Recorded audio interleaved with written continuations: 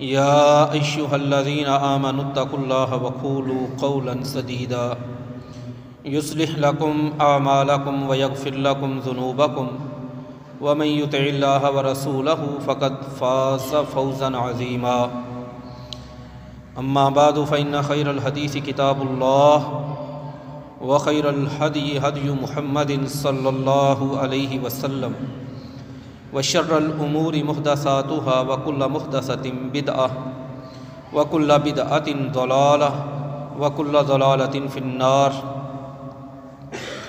قال الله عز وجل في القرآن المجيد والفرقان الحميد وكل إنسان ألزمناه طائره في عنقه ونخرج له يوم القيامة كتابا يلقاه منشورا. حمد و ثنا بزرگی کبریائی، تعریفات، تسبیحات، تحمیدات، تمجیدات، تکبیرات، تحلیلات مالک کائنات، خالق ارض و سماء اللہ وحدہ لا شریک کی ذات اقدس و اطہر و بابرکت کے لیے بے شمار لا تعداد انگنت درود و سلام امام المرسلین سید المتقین محمد رسول اللہ صلی اللہ علیہ وآلہ وسلم کی ذات مبارکہ مطہرہ پر. عزیز سامعین کرام، آج ہمارا عنوان ہے ایک مسلمان کے لیے اپنی زبان کی حفاظت کتنی ضروری ہے. جامع ترمذی حدیث کی ایک مستند اور معتبر کتاب ہے. 2616 نمبر پر ایک بڑی پیاری اور بڑی تفصیلی حدیث مبارکہ ہے رسول کریم صلی اللہ علیہ وآلہ وسلم کی. سیدنا معاذ بن جبل رضی اللہ تعالی عنہ کہتے ہیں: اصبحت یوما قریبا من رسول اللہ صلی اللہ علیہ وسلم. ایک دن صبح کے وقت میں نبی صلی اللہ علیہ وآلہ وسلم کے پاس تھا اور ہم دو ہی شخص تھے، ایک اللہ کے رسول تھے، ایک میں تھا خلیشن، کوئی تیسرا شخص موجود نہیں تھا. نبی کریم صلی اللہ علیہ وآلہ وسلم کی طبیعت اور مزاج بھی بہت اچھا تھا. صبح کا سہانا وقت، صحابی رسول اپنے پیغمبر کے پاس اور تنہائی میں کہنے لگے: میرے دل میں ایک خواہش پیدا ہوئی، آج کچھ حاصل کرنا چاہیے. میں نے سوال کیا نبی کریم صلی اللہ علیہ وآلہ وسلم سے: اخبرنی بعمل یدخلنی الجنہ ویباعدنی من النار. اے اللہ کے رسول صلی اللہ علیہ وآلہ وسلم، کوئی نیک عمل بتائیے جس کو کرنے کے بعد میں جنت میں چلا جاؤں، جہنم کی آگ سے بچ جاؤں. نبی کریم صلی اللہ علیہ وآلہ وسلم نے سوال سنا. دیکھنے میں مجھے اور آپ کو یہ سوال بڑا سادہ اور بڑا ہی آسان معلوم ہوتا ہے، لیکن پیارے آقا نے فرمایا: اے معاذ، لقد سألت عن عظیم. اللہ کی قسم، آپ کا یہ جو سوال ہے یہ کوئی معمولی چیز کے بارے میں نہیں. ایک ہے سوال کو معمولی کہنا، ایک ہے جو سوال میں پوچھی گئی چیز ہے اس کو معمولی کہنا. فرمایا: ان عظیم، تو نے جو سوال کیا ہے بہت بڑی چیز کے بارے میں سوال ہے. وَإِنَّهُ لَيَسِيرٌ عَلَى مَن يَسَّرَهُ اللَّهُ.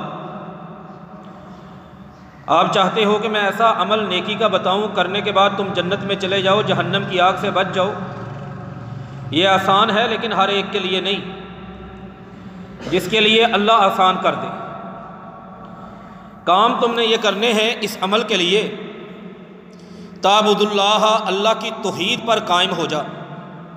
یہاں پر لفظ تعبد توحید کے معنی میں ہے. نمبر 2، تقیم الصلاۃ، نمازیں پڑھا کرو. قائم کرنی ہے، نماز کوئی نہیں چھوڑنی. نمبر 3، توت الزکوٰۃ، زکوٰۃ دیا کرو.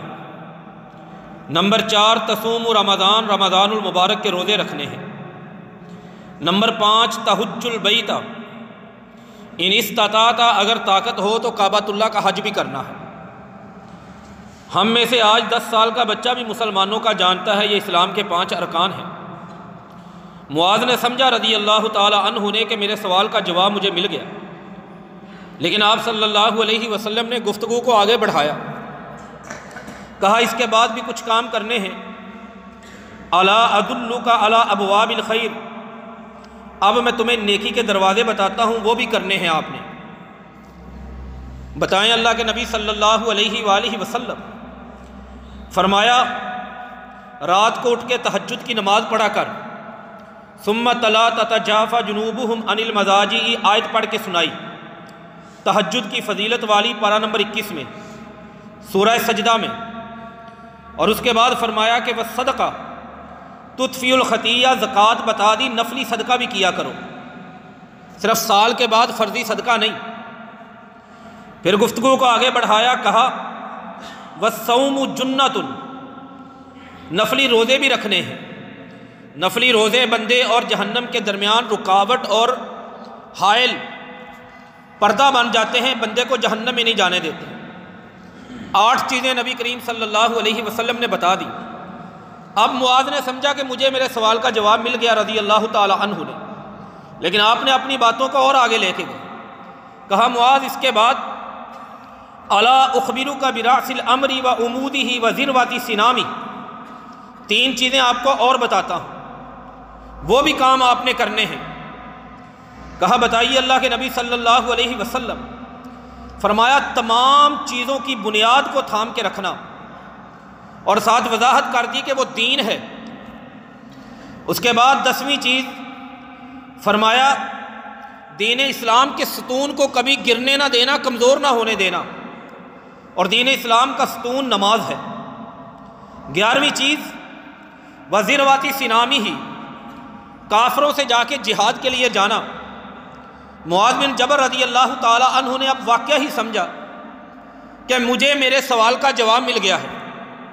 ہم جتنے لوگ اس وقت بیٹھے ہیں، ہم بھی یہی سمجھتے ہیں کہ اگر آج کے دور میں کوئی بندہ یہ 11 کام کرنے والا ہو تو وہ اللہ تعالیٰ کا بہت بڑا ولی ہے، پرہیزگار ہے۔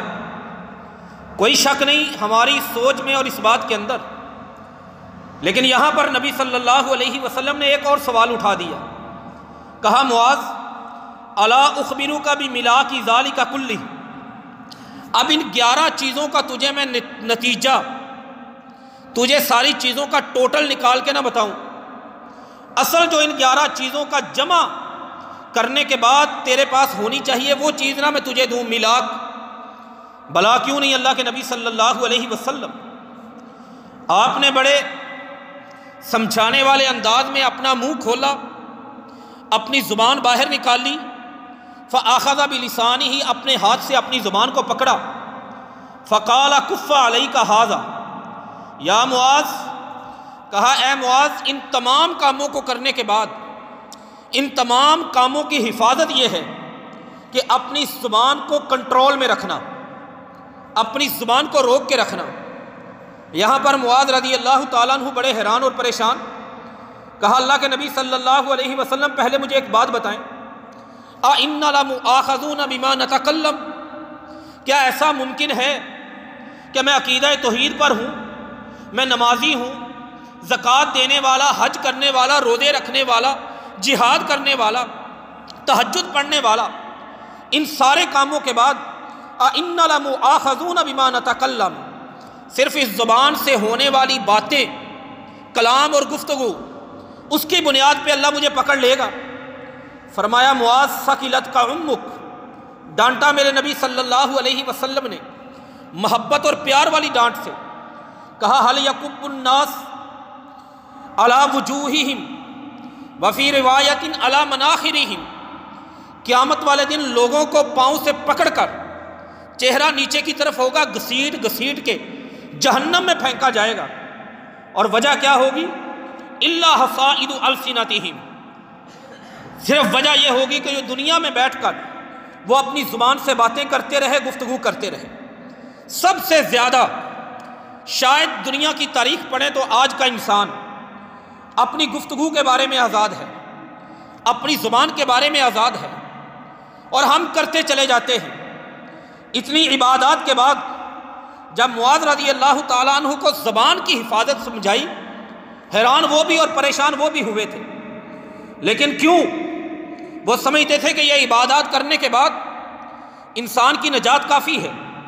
لیکن میرے نبی صلی اللہ علیہ وآلہ وسلم نے اپنے اس جملے میں یہ بات بتائی، آپ نمازی ہیں، میں نمازی ہوں، ٹھیک، میری اور آپ کی زکوٰۃ ٹھیک ہے، میرے اور آپ کے روزے ٹھیک ہیں، میرا اور آپ کا حج ٹھیک ہے۔ ان تمام چیزوں کے بعد ایک لازمی چیز جو ٹھیک ہونی چاہیے وہ ہماری زبان ہے۔ سب سے زیادہ کبیرہ گناہ جو بغیر توبہ کے معاف نہیں ہوتے، جن پر اللہ کے عذاب کی وعیدیں اور جہنم کی سزائیں ہیں، وہ ہماری زبان اس کا ارتکاب کرتی ہے۔ جھوٹ کبیرہ گناہ ارتکاب زبان سے، چغلی کبیرہ گناہ ارتکاب زبان سے، غیبت کبیرہ گناہ کرنے والی زبان ہے، کسی پر تہمت لگانا کبیرہ گناہ ادائیگی زبان سے، جھوٹی قسم اٹھانا کبیرہ گناہ ادائیگی زبان سے، جھوٹی گواہی دینا کبیرہ گناہ ادائیگی زبان سے۔ 70 کبیرہ گناہوں میں سے 30 سے زیادہ وہ کبیرہ گناہ ہیں جو ہم مسلمانوں کی زبانیں کرتی چلی جاتی ہیں۔ اور ایسے خوفناک جب ہم بیٹھ جاتے ہیں یاروں میں، رشتہ داروں میں، مجلسوں میں، محفلوں میں اور خوش گپیاں لگاتے ہیں، کعبے کے رب کی قسم ہم بھول جاتے ہیں کہ ہمارے ان الفاظ کا حساب ہونا ہے۔ قرآن مجید میں اللہ نے فرمایا وَكُلَّ إِنسَانٍ أَلْزَمْنَاهُ طَائِرَهُ فِي عُنُقِهِ، ہر بندے نے جو کچھ کیا ہے آیت کا مفہوم وہ ہم نے اس کے گلے میں ڈال دیا ہے۔ قیامت والے دن وہ اسے دیکھے گا اور کہا جائے گا اقرا کتابک، پڑھ جو تم نے کیا ہے۔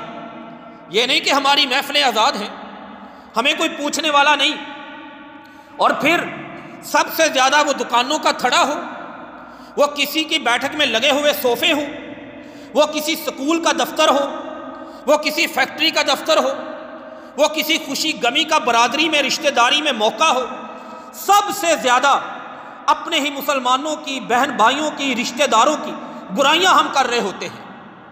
اور نبی کریم صلی اللہ علیہ وآلہ وسلم اس حوالے سے ایک دفعہ سیدنا عمر بن عاص رضی اللہ تعالی عنہ، حدیث رونگٹے کھڑے کر دینے والی ہے، امام بخاری کی کتاب ادب المفرد میں آتی ہے اور حدیث کا نمبر 736 ہے۔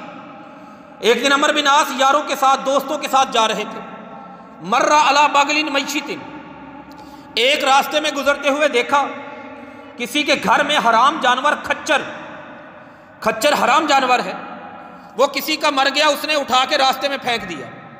انہوں نے دیکھا عمر بن عاص رضی اللہ تعالیٰ عنہ نے، جیسے یہ مردہ جانور پڑے پڑے پھول جاتے ہیں، بدبو آنے لگتی ہے، ساتھیوں نے اپنے کپڑے، اپنے جبے، اپنے امامے اپنی ناک پہ رکھ لیے کہ بدبو برداشت نہیں ہوتی۔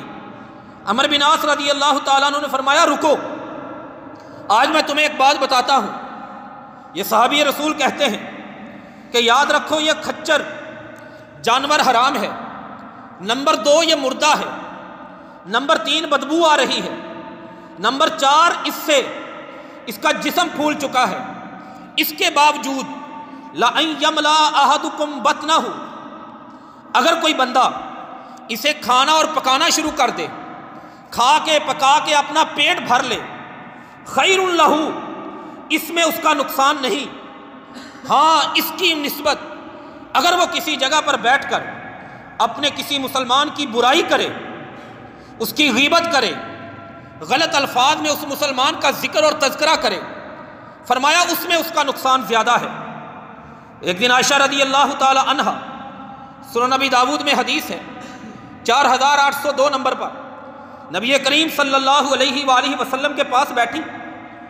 عائشہ رضی اللہ تعالیٰ عنہ کی شان ممبروں پہ بیان ہوتی ہے، علماء فضیلت سناتے ہیں، حقیقت بھی ہے کہ وہ ابو بکر کی بیٹی ہیں، وہ میرے نبی صلی اللہ علیہ وسلم کے لیے اس دھرتی کی سب سے پیاری شخصیت تھی، وہ نبی صلی اللہ علیہ وسلم کی زوجہ محترمہ تھی، وہ جن پہ الزام لگا، کسی بابے نے صفائی، کسی بزرگ نے صفائی، کسی صحابی نے صفائی، پیغمبر سے صفائی نہیں لی گئی۔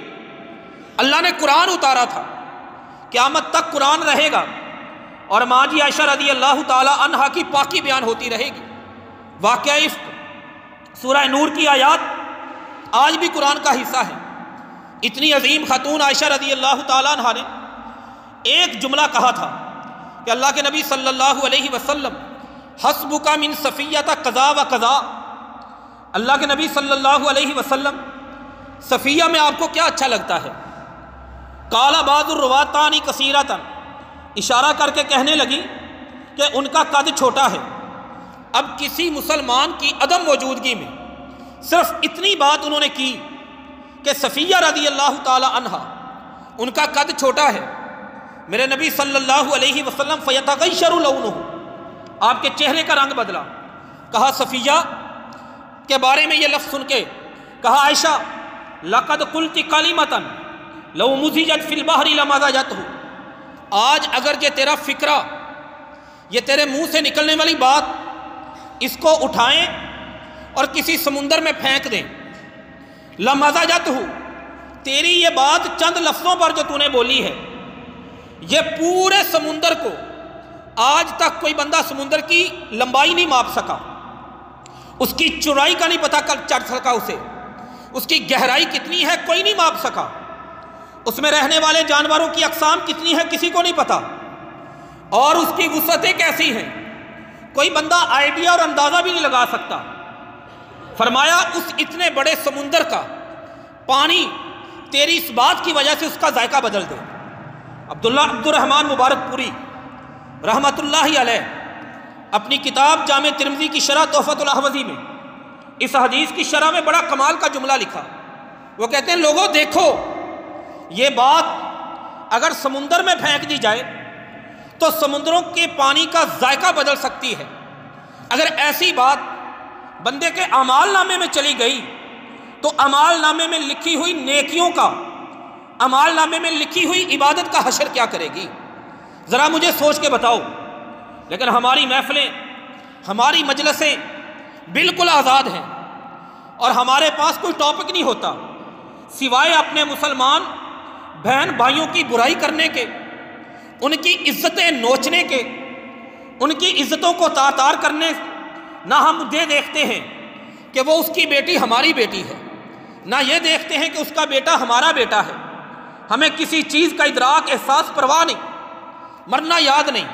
المیہ یہ ہے کہ یہ گناہ، آج اس گناہ کا احساس نہیں ہے، اس گناہ کو کرتے وقت شعور نہیں ہے، اور بعض لوگ جو تھوڑا سا پڑھے لکھے ہیں ان کا رنگ نرالا ہے، اللہ تعالیٰ غیبت سے بچائے، اس کے بعد شروع ہو جاتے ہیں یہ کون سی فقہ کی کتاب میں لکھا ہے، یہ کون سی حدیث کی کتاب میں لکھا ہے کہ اگر میں یہ بول لوں کہ مجھے اللہ غیبت سے بچائے، اس کے بعد میری غیبت کا مجھے گناہ نہیں ہوگا، اس کے بعد میری چغلی کا مجھے گناہ نہیں ہوگا؟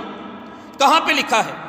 اپنی نیکیوں کی حفاظت کیجئے، اپنی نیکیوں کو بچائیے، اپنی عبادات کو بچائیے، یہ سب سے ضروری ہے۔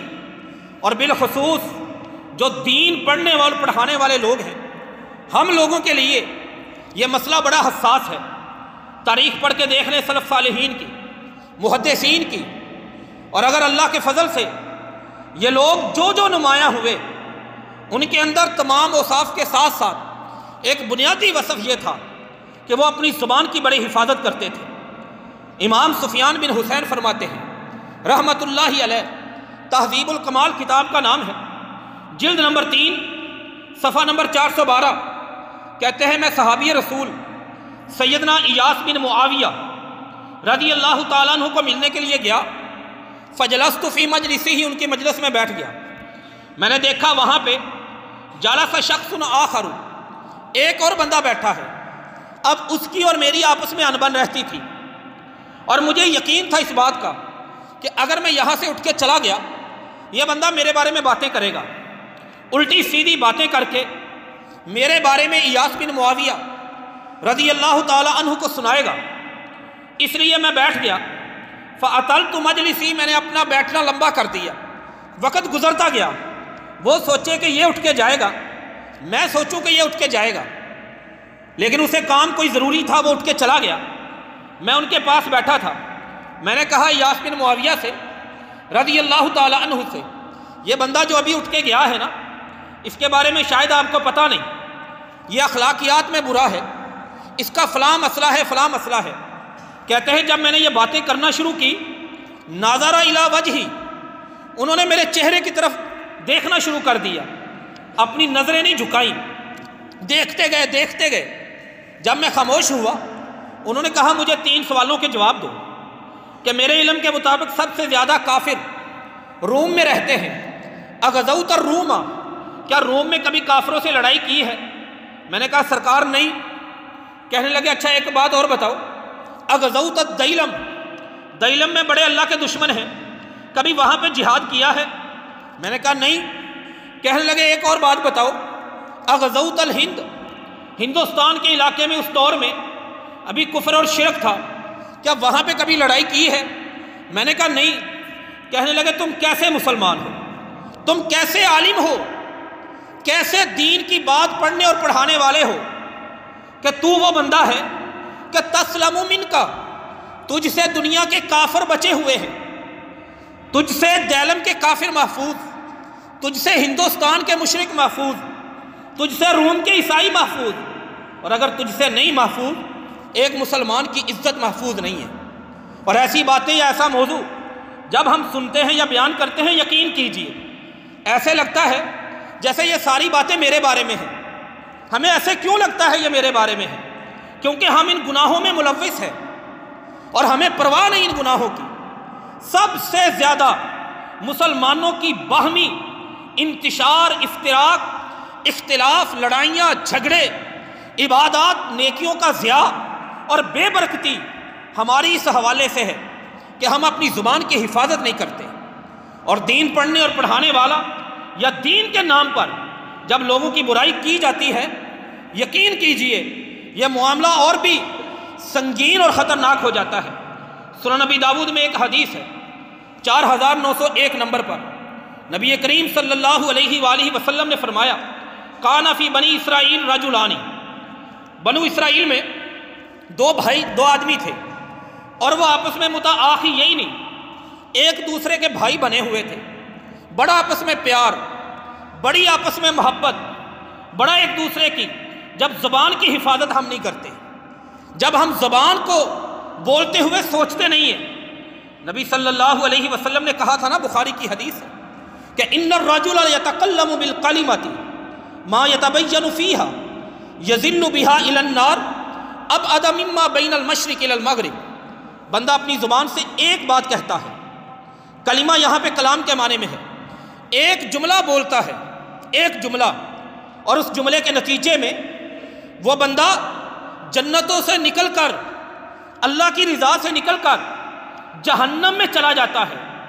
اور فرمایا جہنم میں بھی جتنا مشرق سے مغرب کا فاصلہ ہے، جہنم کی اتنی گہرائی میں وہ جا گرتا ہے۔ وجہ کیا ہوتی ہے؟ اس حدیث کے مطابق صرف ایک زبان سے نکلنے والا فکرہ، ایک زبان سے نکلنے والا جملہ، آج ہم سے نہ کسی کی عزت محفوظ، نہ کسی کی 4 دیواری محفوظ، نہ کسی کا کردار محفوظ، نہ کسی کی دینداری محفوظ، نہ کسی کی عبادت محفوظ۔ کسی کی عبادت کا تذکرہ ہو جائے، ہم کہتے ہیں ہم نے دیکھا کتنا بڑا حاجی ہے۔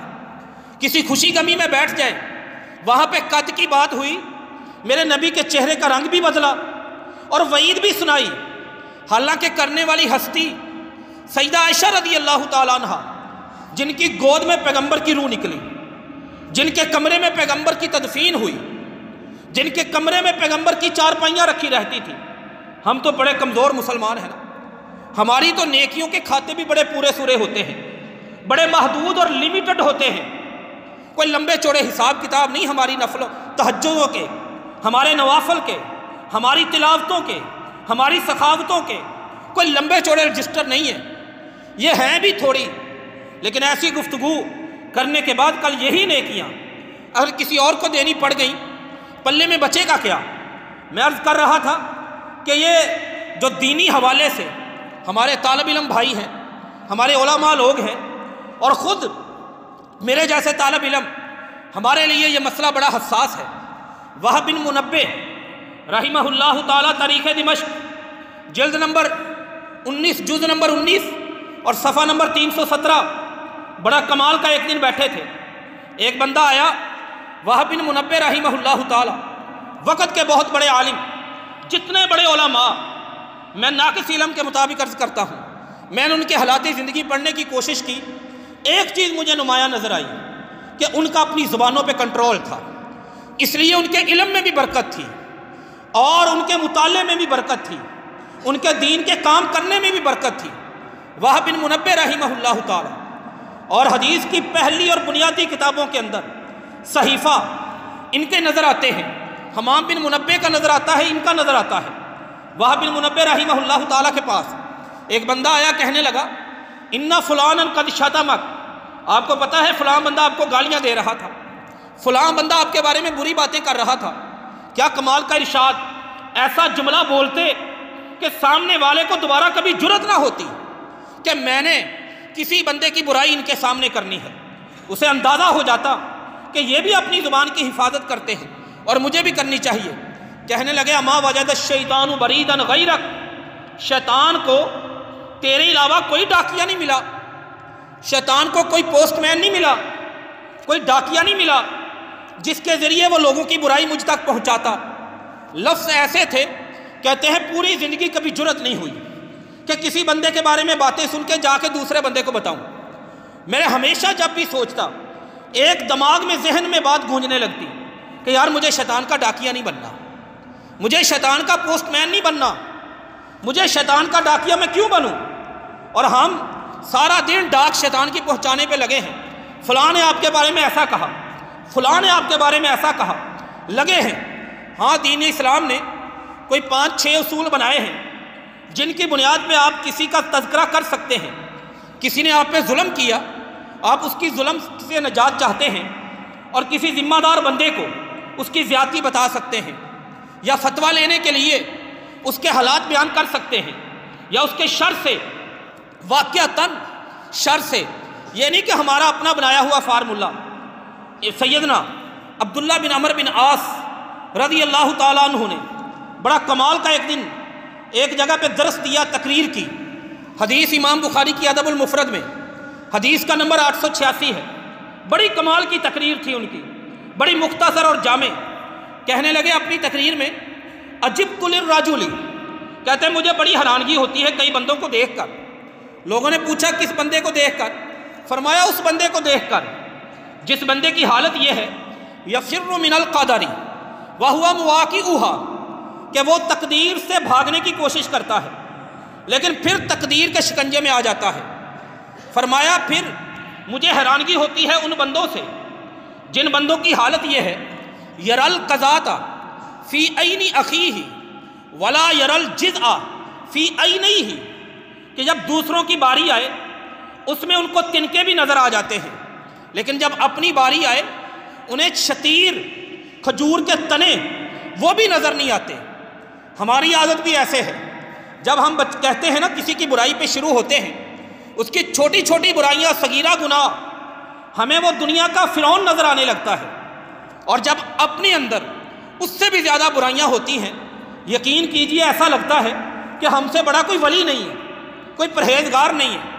عبداللہ بن عمر بن عاص فرماتے ہیں رضی اللہ تعالیٰ عنہ، فرمایا مجھے ان لوگوں پر بھی حیرانگی ہوتی ہے کہ جو یخرج الزغن من نفس اخیہ، جو اس مشن پر لگے ہوئے ہیں کہ ہم نے لوگوں کے سینوں سے کینے نکالنے ہیں، غصے نکال دینے ہیں، نفرت نکال دینے ہیں، لیکن اپنے سینے کی وہ نفرت نہیں نکالتے۔ فرمایا مجھے حیرانگی ان لوگوں پر بھی ہوتی ہے جنہیں لوگوں کی اصلاح، لوگوں کی برائیاں بدلنے کا فکر ہے، لیکن اپنی اصلاح، اپنی برائیاں بدلنے کا فکر نہیں۔ علماء کے رنگ امام بخاری رحمۃ اللہ علیہ، آج ہم اس مدرسے میں بیٹھے، مدرسے کا نام محمد بن اسماعیل بخاری امام بخاری کے نام پر رکھا گیا۔ صحیح بخاری امام بخاری کی لکھی ہوئی، ان کی جو چوٹی کی خوبی بیان کی جاتی ہے، اور میں سمجھتا ہوں ایک طالب علم کی حیثیت سے جو ان کے علم میں برکت نظر آتی ہے، کئی اوصاف کے ساتھ ایک بڑا عظیم الشان وصف، وہ کیا ہے؟ انہوں نے فرمایا سیر اعلام النبلاء میں جز نمبر 9 میں صفحہ نمبر 482 پر وہ کہتے ہیں کہ میں نے اپنی پوری زندگی میں جب سے مجھے پتا چلا کہ کسی مسلمان کی غیر موجودگی میں اس کی برائی کرنا جائز نہیں، اس وقت سے لے کر آج تک میں نے کبھی بھی کسی بندے کی مکتب تو غبت احدن، کبھی بھی میں نے اس کی برائی نہیں بیان کی اس کی عدم موجودگی میں۔ امام ذہبی رحمۃ اللہ علیہ، میں نے عرض کیا کہ میں سمجھتا ہوں، اللہ معاف فرمائے میری کوئی حیثیت نہیں، لیکن میں کیوں سمجھتا ہوں، میں نے امام ذہبی رحمۃ اللہ علیہ ان کا نوٹس پڑھا، یہ الفاظ لکھنے کے بعد وہ کہتے ہیں کہ امام بخاری رحمۃ اللہ علیہ یہ بات کہنے میں حق رکھتے ہیں، اور جواب میں لکھا کہ کیوں حق رکھتے ہیں، اس لیے امام ذہبی رحمۃ اللہ علیہ سب سے بڑا انسائکلوپیڈیا انہوں نے جمع کیا، سب سے بڑی معلومات انہوں نے لکھی راویوں کے بارے میں، یہ حدیث کے راوی کمزور، یہ صحیح۔ وہ کہتے ہیں کہ میں نے امام بخاری رحمۃ اللہ علیہ کی کتابیں پڑھی ہیں، امام بخاری اپنی زبان اور اپنے قلم کسی کے بارے میں جب ان سے الفاظ نکلتے ہیں، جیسی احتیاط ان میں دیکھی ایسی کسی میں نہیں دیکھی۔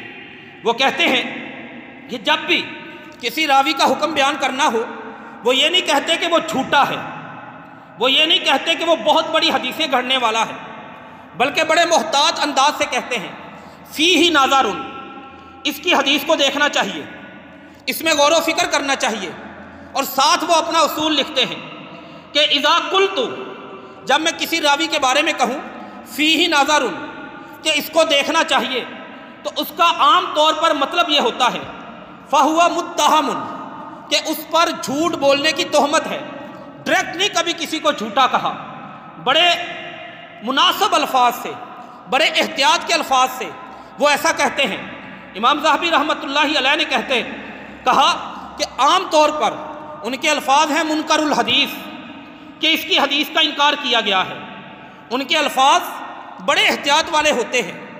جو علماء بہت بڑا کام کر گئے، امام یحییٰ بن سعید القطان رحمہ اللہ تعالی علماء کی تاریخ بیان کرتے کسی نے کہا کہ ابن عون ایک بہت بڑے اسکالر، ایک بہت بڑے محدث، ایک بہت بڑے مفتی، جتنا احترام لوگوں کے دلوں میں نے ان کا دیکھا ہے، ان کے برابر کسی کا احترام نہیں دیکھا۔ تو امام یحییٰ بن سعید فرمانے لگے ما ساد ابن عون الناس ان کان اترکہم للدنیا، تم سمجھتے ہوگے کہ ابن عون کا احترام لوگوں کے دلوں میں اس لیے ہے کہ وہ دنیا والی چیزوں کو پسند نہیں کرتے، وہ دین میں ہر وقت مصروف رہتے ہیں، دنیا داری میں نہیں پڑتے۔ لوگوں نے کہا بالکل یہی بات ہے، انہوں نے کہا میں اس بات کو نہیں مانتا، میرے نقطۂ نظر کے مطابق یحییٰ بن سعید رحمۃ اللہ علیہ کے الفاظ کی اہمیت کیا ہوتی ہے اہل علم جانتے ہیں۔ وہ کہتے ہیں میرے نقطۂ نظر کے مطابق امام ابن عون کو جو عزت اللہ تعالیٰ نے دی، جو احترام اللہ تعالیٰ نے دیا، اس کی ایک وجہ ہے کان یحفظ لسانہ، کہ وہ اپنی زبان کی حفاظت کرنے والے تھے۔ سعید بن جبیر رحمہ اللہ تعالیٰ کے بارے میں سیر اعلام النبلاء میں موجود ہے کہ ان کے علم کی برکت اس بنیاد پہ تھی کہ انہوں نے کبھی کسی کے اپنے سامنے ما یدعو احدا یغتاب عندہ، اس بندے کو کبھی اپنی مجلس میں نہیں بیٹھنے دیا۔ جو بندہ کسی مسلمان بھائی کی عدم موجودگی میں ان کی برائی کرنے والا تھا، یہ ہمارے علماء کی، یہ ہمارے اہل علم کی تاریخ اور ہسٹری ہے۔ لیکن المیہ ہم سب لوگ اس معاملے میں عوام الناس، خواص الناس، زبان کی حفاظت کے معاملے میں بڑے کمزور ہیں۔ حدیث عرض کر رہا تھا بنی اسرائیل کے دو بندوں کی، نبی کریم صلی اللہ علیہ وسلم فرماتے ہیں اما احدہما مجتہد فی العبادہ، ایک بڑی عبادت کیا کرتا تھا، والآخر مذنب، اور دوسرا وہ بہت بڑے گناہ کرنے والا تھا۔ ہمیں ہر وقت یہ چڑی ہوتی ہے کہ فلاں بڑا گناہ گار ہے، اور بھائی برے کو بھی برا نہ کہیں، اس کا شر ایسا ہے، اس کی برائی ایسی ہے، کبھی اپنے آپ کو بھی ٹٹول کے دیکھیں۔ یہ حدیث کچھ ایسا ہی مسئلہ بیان کرنے والی ہے۔ ہمارے معاشرے کے ایسے مفتیوں کا، ہمارے معاشرے کے ایسے فتویٰ دینے والے لوگوں کا، نبی کریم صلی اللہ علیہ وسلم فرماتے ہیں دونوں اکٹھے رہتے تھے۔ جو عبادت کرنے والا تھا فیقول لأخیہ، وہ اپنے بھائی کو کہتا، گناہ گار بھائی کو، اکثر عن الذنب، یار گناہ نہ کیا کر، اللہ ناراض ہو جاتا ہے، اللہ عذاب دیتا ہے، گناہ نہ کیا کر۔ دوسرا خاموشی اختیار کر لیتا۔ ایک دن وہ آیا، گناہ گار کو دیکھا وہ پھر کوئی گناہ کر رہا تھا، یہ عبادت کرنے والا آیا اور آ کے کہنے لگا تجھے کتنی بار کہا ہے کہ گناہ نہ کیا کر، اور تو اس سے باز نہیں آتا۔ اپنی زبان سے ایک فقرہ کہا، وہ فقرہ کیا ہے؟ کہنے لگا واللہ لا یغفر لک، میں اللہ کی قسم کھا کے کہتا ہوں اللہ نے تجھے بخشنا نہیں ہے۔ ہم بھی کہتے ہیں نا اگر مولوی بخشے گئے تو ساری دنیا چلی گئی۔ اب اس جملے کو، یہ زبان سے نکلا ہے جملہ، اور میں نے شروع میں حدیث عرض کی، ایک جملہ زبان سے نکلتا ہے بندے کی ساری عبادت کی تباہی ہو جاتی ہے، بندہ جہنم کی آگ میں چلا جاتا ہے۔ کئی لوگوں کے ذہن میں سوال آیا ہوگا کہ حضرت جی وہ جملہ کیسا ہوتا ہے؟ اس جملے کا رنگ ایک دیکھ لیں۔ اس نے کیا کہا؟ واللہ لا یغفر لک، میں اللہ کی قسم کھا کے کہتا ہوں کہ اللہ تیری بخشش نہیں کرے گا، تجھے نہیں اللہ بخشے گا، تجھے گناہوں سے روکتا ہوں تو رکتا ہی نہیں۔ نبی کریم صلی اللہ علیہ وسلم فرماتے ہیں، سنن نبی داؤد کی حدیث ہے 4901 نمبر پر 4901، فرمایا جب دونوں بندے فوت ہو گئے، فوت ہونے کے بعد اجتماع، دونوں جمع ہوئے، عند ربہما، اپنے رب کے پاس۔ اللہ تعالیٰ نے دونوں کی روحوں سے پوچھا، دونوں سے حساب کتاب میں پوچھا، ہاں بھائی تم عبادت کرتے تھے؟ جی میرے پروردگار میں نے تیری بڑی عبادت کی ہے۔ تم؟ یا اللہ مجھ سے گناہ ہو جاتے تھے۔ اللہ تعالیٰ نے اس عبادت گزار سے پوچھا کہ فلاں دن، فلاں گھڑی، فلاں وقت تو نے ایک بات اسے کہی تھی کہ اللہ کی قسم اللہ تجھے بخشے گا نہیں، یہ بات کہی تھی؟ وہ اقرار کرتا ہے ہاں میں نے کہی تھی۔ اللہ تعالیٰ فرمائیں گے اسے اکنت بی عالما، کیا تجھے علم تھا میرے بارے میں کہ میں نے اسے نہیں بخشنا؟ اللہ مجھے نہیں علم۔ اچھا تو یہ بتا اکنت قادرا بی، کیا تیری طاقت، ہمت، کیپیسٹی ہے کہ میں اسے بخشوں تو مجھے روک لے؟ نہیں یا اللہ میں تیرا بندہ ہوں، تو رب ہے، تو بخشے، میں اسے کیسے روک سکتا ہوں؟ اللہ تعالیٰ نے ان دونوں کے بارے میں فیصلہ کہا کہ اس کو میں بخش رہا ہوں، اس گناہ گار کو برحمتی، اپنی رحمت کے صدقے، اور اس کو جنت میں داخل کر دو۔ اور اس پرہیزگار فتویٰ لگانے والا کہ تیری اللہ بخشش نہیں کرے گا، اور ہم بھی لگاتے ہیں، فلاں کو میں نے دیکھا کتنا بڑا حاجی ہے، اگر یہ بخشا گیا ساری دنیا بخشی گئی، اگر یہ جنت میں چلا گیا سارے جنت میں چلے گئے۔ جانتے ہیں کتنا خطرناک ہے؟ یہ زبان سے نکلنے والے ان فکروں میں، ان جملوں میں شمار ہوتا ہے جو بندے کی آخرت تباہ کر کے رکھ دیتے ہیں۔ اللہ تعالیٰ نے اس بندے کے بارے میں حکم دیا، نبی کریم صلی اللہ علیہ وسلم نے فرمایا، اس کے بارے میں حکم دیا کہ اذهبوا به الی النار، سے اٹھا کے جہنم کی آگ میں پھینک دو۔ یہ کون ہوتا ہے؟ بخشش کے اوپر بات کرنے والا۔ اس کو کس نے جرأت اور ہمت دی؟ سیدنا عبداللہ بن مسعود، جو ہمیں بخار چڑھتے ہیں نا اس طرح کے لوگوں کی برائیاں بیان کرنے کے حوالے سے، لوگوں کے فتوے اوپر لگانے سے، اور ہم بے مہار ہو جاتے ہیں، پھر ہماری گفتگو صرف برائیوں تک نہیں رہتی، لوگوں پر تہمتیں۔ کتنے لوگ آج ہم بیٹھے ہیں، ہم سوچیں بشمول اپنے آپ کو، میں کتنے لوگوں کے بارے میں ہم نے یہ بات کی کہ فلاں بندے نے زنا کیا ہوگا، یہ کسی پر بہتان ہے، اس کی سزا 80 کوڑے ہے، غیر شادی شدہ کا زنا ثابت ہو جائے اس کی سزا 100 کوڑے ہے۔ کس قدر اس کی خوفناک سزا ہے، کتنے کی بیٹیوں پر، کتنے کے بیٹوں پر ہم تہمت لگا چکے ہیں، اور پھر یہ ہے کہ ہم توبہ کرنے کی توفیق نہیں ہوتی۔ کیوں؟ ہم سمجھتے ہیں شاید یہ گناہ نہیں ہے، یہ میرا حق ہے میں لوگوں کی عزت پر کلہاڑے چلا دوں، یہ میرا حق ہے میں لوگوں کی عزت پہ آریاں چلا دوں، یہ میرا حق ہے میں لوگوں کی عزت کو تار تار کر دوں۔ ایسا کیوں ہے؟ ہم اپنی زبان کی حفاظت، دنیا میں 6500 بولیاں بولی جاتی ہیں، 6500 بولیاں اس وقت دنیا میں بولی جاتی ہیں۔ اس ایک زبان کی وجہ سے کتنی اللہ تعالیٰ نے اس کو باہمت بنایا۔ اس زبان کے اوپر اللہ تعالیٰ نے 8000 فلٹر لگائے ہیں جو ہمیں ذائقے بتاتے ہیں، یہ چینی کا ذائقہ ہے، یہ نمک کا ذائقہ ہے، یہ فلاں پھل کا ذائقہ ہے، یہ فلاں پھل کا ذائقہ ہے۔ اتنی بڑی نعمت اللہ تعالیٰ نے ہمیں دی، اس لیے نہیں کہ ہم اس زبان کے ساتھ لوگوں کی بربادی پہ اتر آئیں، لوگوں کی خرابی پہ اتر آئیں۔ ایک دن سنن ابن ماجہ میں حدیث ہے 2275 نمبر پر، عبداللہ بن مسعود فرماتے ہیں رضی اللہ تعالی عنہ، نبی کریم صلی اللہ علیہ وسلم نے فرمایا، یہ سود کا مسئلہ بیان کرتے ہوئے کہ سود جو بندہ کھانے والا ہے، الربا، سود کے 73 یا 72 72 اس کے درجے بنتے ہیں گناہ کے، چھوٹا، پھر اس سے بڑا درجہ، پھر اس سے بڑا، پھر اس سے بڑا، اور فرمایا سب سے ہلکا، سود کے گناہ میں جو درجہ بنتا ہے وہ یہ ہے کہ این ینکح الرجل امہ، کوئی بندہ اٹھے اپنی سگی ماں سے جا کے منہ کالا کر لے، یہ سود کے گناہ میں سب سے چھوٹا ہے۔ کسی صحابی نے پوچھا ما ہی ارب الربا، اللہ کے نبی صلی اللہ علیہ وسلم یہ تو سب سے چھوٹا ہے، سود کے گناہ میں سب سے بڑا کیا ہے؟ میرے نبی صلی اللہ علیہ وسلم نے فرمایا عز الرجل المسلم، کسی مسلمان کی عزت، اس پر حملہ آور ہو جانا، کسی مسلمان کی عزت کو برباد کرنا، یہ ان گناہوں میں سے سب سے بڑا گناہ ہے۔ عبداللہ بن مسعود بیٹھے تھے رضی اللہ تعالی عنہ، سنن نبی داود میں حدیث ہے، اور شعب الایمان امام بیہقی رحمۃ اللہ علیہ انہوں نے بھی صحیح سند کے ساتھ اس کو نقل فرمایا۔ ایک آدمی کے بارے میں کچھ لوگوں نے کہا ان فلانا تقطر لحیتہ دم خمرا، یہ دیکھیں فلاں بندہ جو ہے ہم نے اس کی داڑھی میں شراب کے قطرے دیکھے ہیں۔ عبداللہ بن مسعود رضی اللہ تعالیٰ عنہ کے پاس فلاں بندہ اس کی داڑھی میں شراب کے قطرے ہیں۔ عبداللہ بن مسعود رضی اللہ تعالیٰ عنہ نے کہا خبردار کوئی بندہ یہ بات نہیں کرے گا، یہیں پر اپنی زبانیں روک لو۔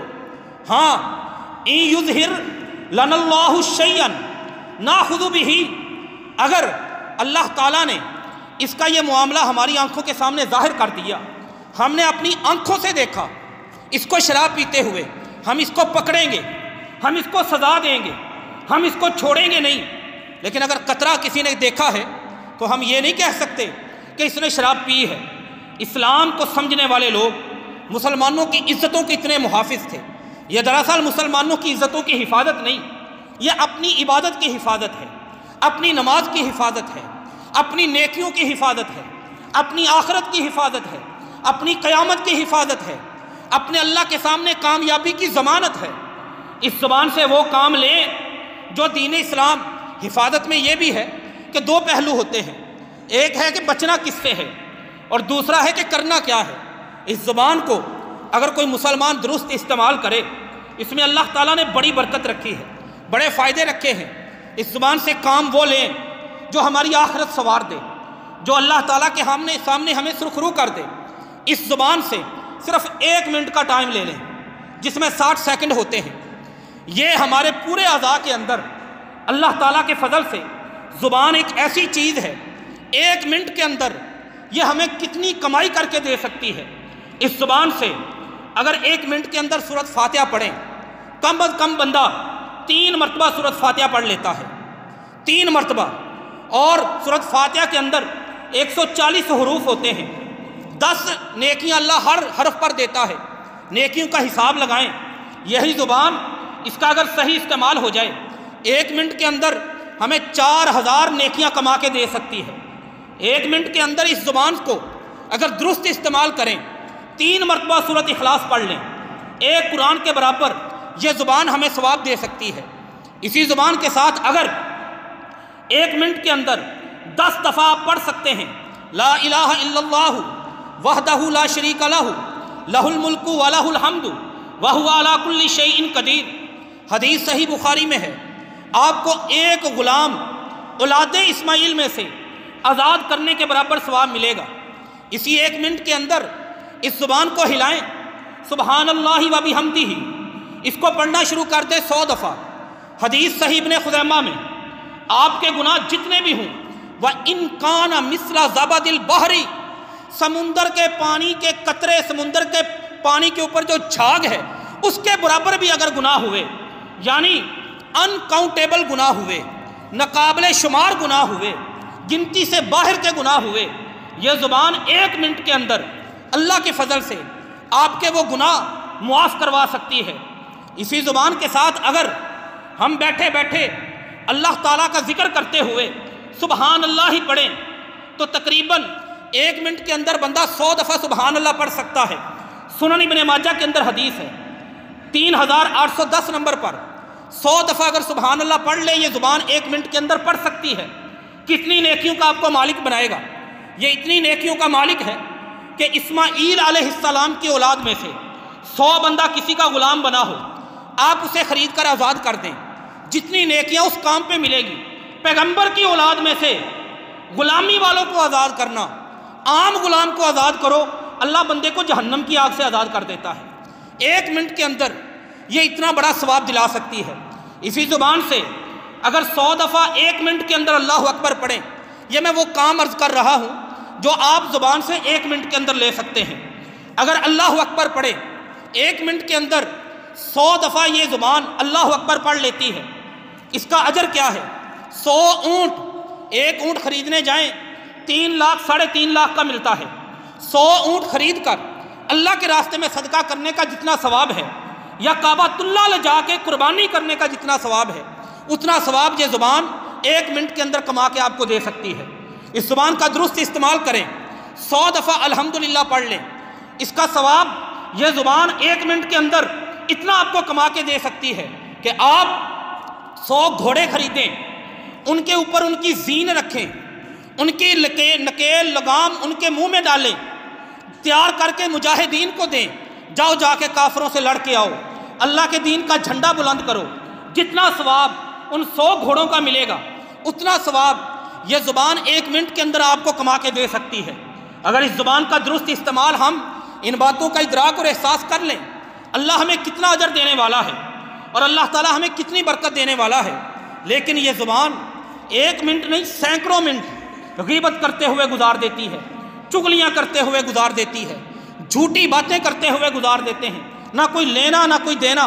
بیٹھے حکمرانوں کو گالیاں دے رہے ہیں، بیٹھے مولویوں کو گالیاں دے رہے ہیں، بیٹھے پڑوسیوں کو گالیاں دے رہے ہیں، بیٹھے رشتہ داروں کو گالیاں دے رہے ہیں، بیٹھے اپنے دفتر، اپنے آفس، اپنے سکول، اپنے مدرسے، اپنی مسجد، اس کے ذمہ داروں کو گالیاں دے رہے ہیں، اور سوائے اپنی نیکیوں کی بربادی کے کچھ بھی نہیں ہو رہا۔ زبانوں کی حفاظت مسلمانوں کے لیے ایک اہم ترین جز ہے، اور اگر اہل علم لوگ ہوں وہ زبان کی حفاظت کر لیں، اللہ علم کو بابرکت بنا دیتا ہے۔